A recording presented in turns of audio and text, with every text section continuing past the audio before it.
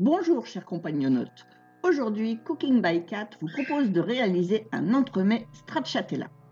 J'ai réalisé 6 entremets individuels, mais vous pouvez faire un entremets unique pour 6 personnes en utilisant un cercle de 24 cm de diamètre.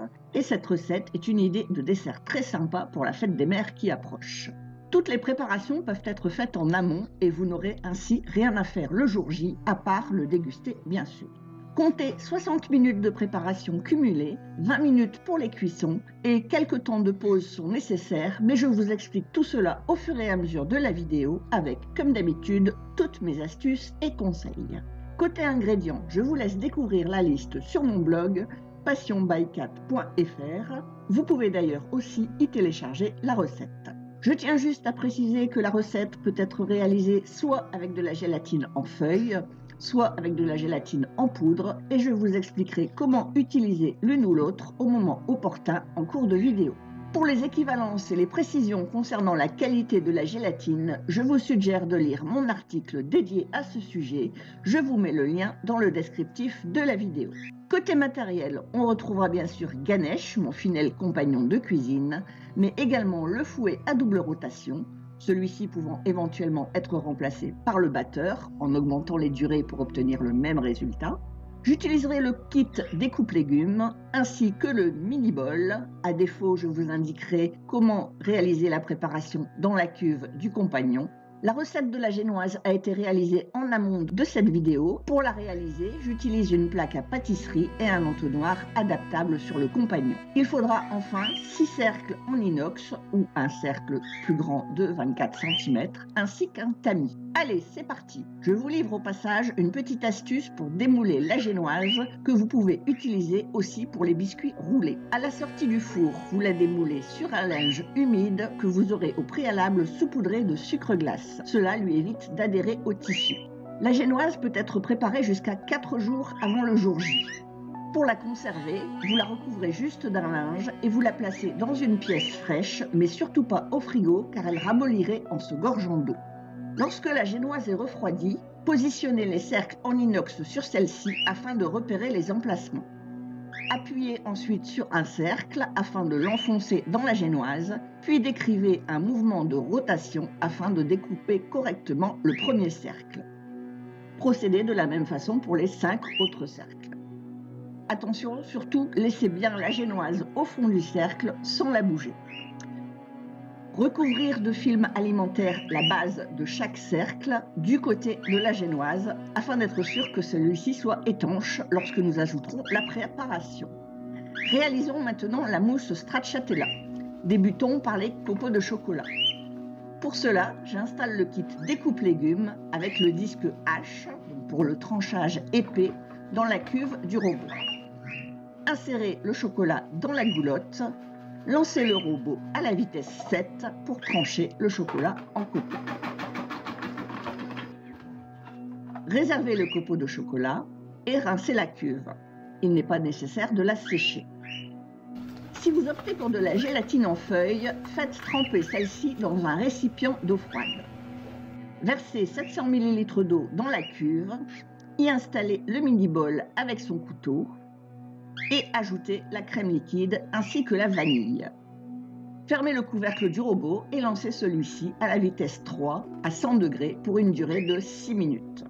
Si vous n'avez pas le mini-bol, vous pouvez donc réaliser cette préparation dans la cuve du compagnon, mais dans ce cas, réglez la température sur 95 degrés et la durée sur 3 minutes. Cette étape terminée, réglez d'emblée les paramètres du robot. Donc la vitesse à 10 pour 1 minute dans le mini-bol et si c'est la grande cuve, la vitesse sur 6 pour 1 minute.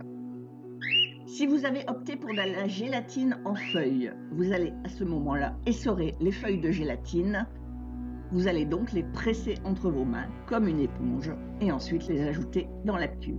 Si vous avez opté pour de la gélatine en poudre, vous allez à ce moment-là la diluer dans 30 ml d'eau, puis également l'ajouter dans le mini-bol. Dans les deux cas, vous fermez le ou les couvercles et vous appuyez rapidement sur Start pour lancer le programme. Vous ôtez ensuite le mini-bol de la cuve et vous laissez refroidir la crème. Vous séchez soigneusement la grande cuve, puis vous la mettez au frigo au minimum 30 minutes pour qu'elle soit bien froide. Si vous manquez de place au frigo, vous pouvez également mettre dans celle-ci un sac de congélation rempli de glaçons. Et en hiver, un petit tour au jardin, c'est parfait. Dans le même temps, vous allez mettre votre fouet à double rotation ou le batteur au congélateur. Pendant ce temps, vous allez mélanger soigneusement le fromage blanc avec le sucre. Et lorsque la crème sera refroidie, vous l'ajouterez au fromage blanc. Vous mélangerez correctement la préparation. Ajoutez enfin les copeaux de chocolat. Puis vous réservez également celle-ci au frigo. Vous pouvez également mettre votre crème une dizaine de minutes au congélateur, mais si elle est bien froide au frigo, c'est parfait, ce n'est pas obligatoire. Une fois le temps de pause écoulé, votre cuve correctement refroidie, ainsi que le fouet, vous allez installer celui-ci, ou à défaut le batteur bien sûr, dans la cuve du compagnon. Alors vérifiez bien en le sortant du congélateur qu'il soit bien sec et qu'il n'y ait pas de givre dessus. Vous allez ajouter dans la cuve votre crème. Alors je vous conseille soit la crème fleurette, soit la crème fouettée mascarpone qui donnera une meilleure tenue pour votre chantilly. Sinon, il faut absolument utiliser de la crème entière à plus de 30% de matière grasse. Vous fermez le couvercle, vous ôtez bien le bouchon, impératif pour que la crème monte correctement. Et vous allez donc monter votre crème en chantilly bien ferme.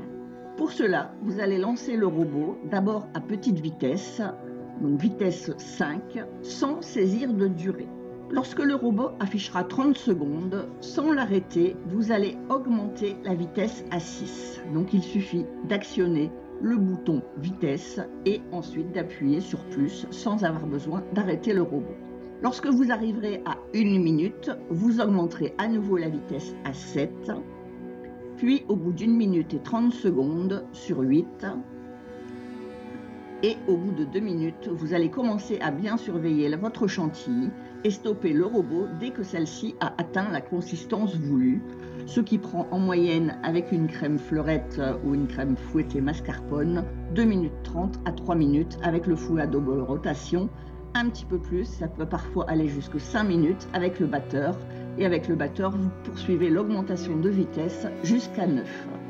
On peut également se fier au bruit du robot pour savoir quand la chantilly commence à prendre. Je vous laisse écouter le son.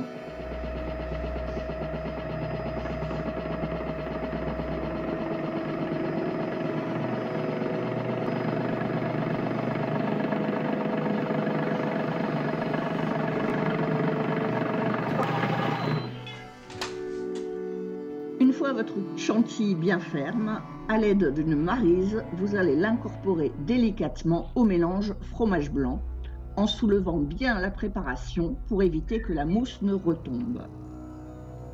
Et vous incorporez donc cette chantilly en plusieurs fois. Et maintenant, nous allons ressortir nos cercles en inox pour y répartir la mousse stracciatella. On pousse bien la mousse pour qu'il n'y ait pas de bulle d'air, donc bien sur les bords du cercle en inox. On le tapote légèrement sur le plan de travail pour chasser les petites bulles d'air et on lisse la surface. Donc on fait tout cela bien sûr sans écraser trop la mousse. Une fois tous vos cercles garnis, vous les mettez au congélateur pour une durée d'au minimum 4 heures. Ça peut être jusqu'au lendemain matin sans aucun souci, voire plusieurs jours. Donc vous l'aurez compris, ces préparations peuvent être réalisées plusieurs jours, voire plusieurs semaines en amont de votre réception. Soit la veille, soit le matin tôt de la réception, nous allons procéder maintenant au glaçage.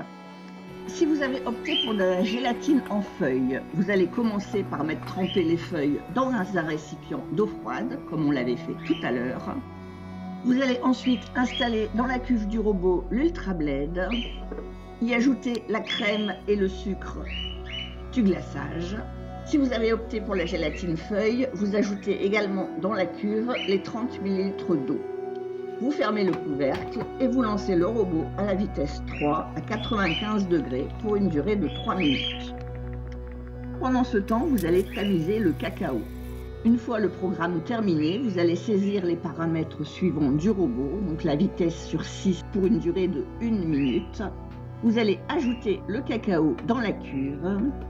Si vous avez opté pour la gélatine feuille, c'est le moment d'essorer les feuilles et de les ajouter dans la cuve. Si vous avez opté pour de la gélatine en poudre, vous allez diluer celle-ci dans les 30 ml d'eau qui n'avaient pas été ajoutée et vous allez l'ajouter ensuite dans la cuve. Dans les deux cas, vous fermez le couvercle et appuyez rapidement sur Start pour lancer le programme et dissoudre correctement la gélatine dans la crème. Pour éviter vraiment toute impureté et avoir un glaçage limpide et uniforme, je vous conseille de filtrer à nouveau la préparation et ensuite vous la laissez tiédir. Pendant ce temps-là, vous allez sortir vos cercles de mousse du congélateur, vous dégagez le film alimentaire mais vous le laissez en place. Vous chauffez légèrement le pourtour des cercles avec vos mains. Et ensuite, vous utilisez le film alimentaire pour pousser délicatement sur la génoise afin de démouler votre entremets. Alors, je dis délicatement parce qu'il ne faut pas enfoncer les doigts dans la génoise, mais il va falloir quand même pousser assez fort et en répartissant tout le tour pour pousser de façon uniforme sur le fond. Vous procédez ensuite de la même façon pour chaque cercle et vous disposez vos entremets sur une grille elle-même positionnée au-dessus d'une feuille de papier sulfurisé permettant de récupérer l'excédent de glaçage. Lorsque le glaçage est tiède, si vous avez un thermomètre de cuisson, vous pouvez contrôler, la température idéale étant de 35 degrés pour un rendu parfait. Bon, avant de poursuivre, je vous propose un petit intermède publicitaire. On se retrouve tout de suite pour la suite. Vous allez donc verser le glaçage sur les entremets en décrivant des cercles afin d'en recouvrir toute la surface et qu'il s'écoule uniformément sur les pourtours. Alors, lorsque j'ai réalisé mon glaçage, j'étais à la bourre et dans l'urgence, c'est bien connu, on fait des bêtises. Alors, je vais partager la mienne avec vous car cela vous évitera probablement de la faire. En fait, j'ai zappé de mettre ma plaque à pâtisserie en dessous de ma feuille de papier sulfurisé. Conclusion, au lieu de gagner du temps, j'en ai perdu. Mais heureusement, la feuille de papier sulfurisé m'a permis de rattraper le coup. Alors surtout, ne lissez pas votre glaçage avec une spatule, laissez-le s'écouler correctement pour éviter qu'il n'y ait des traces en surface et qu'il soit bien uniforme et brillant. Utilisez ensuite une spatule à pâtisserie pour déplacer vos entremets, soit directement sur vos assiettes ou sur votre plat de service. Et ensuite, placez-les au frigo pendant au minimum 3-4 heures avant la dégustation. Comptez jusque 6 heures minimum, voire 8 si vous avez opté pour un grand cercle de 24 cm. Mais vous pouvez faire le glaçage la veille et donc laisser tranquillement dégeler la mousse pendant toute la nuit au frigo pour la servir le lendemain. Et donc, vous l'aurez compris, ce genre de dessert est génial parce que vous pouvez le préparer aujourd'hui pour le déguster dans un mois. Il ne vous reste plus qu'à faire le glaçage la veille de la réception. Je vous remercie pour votre soutien. Comme toujours, je vous invite à commenter. N'hésitez pas, j'adore répondre à vos commentaires. Et n'oubliez pas de vous abonner en cliquant sur la petite cloche pour être informé de mes prochaines parutions. Je vous donne aussi rendez-vous dans mon groupe Compagnons Cooking et Conservation by Kat. Et comme toujours, la recette et tous les conseils sont disponibles sur mon blog passionbykat.fr. Allez, je vous dis bye bye et à très vite.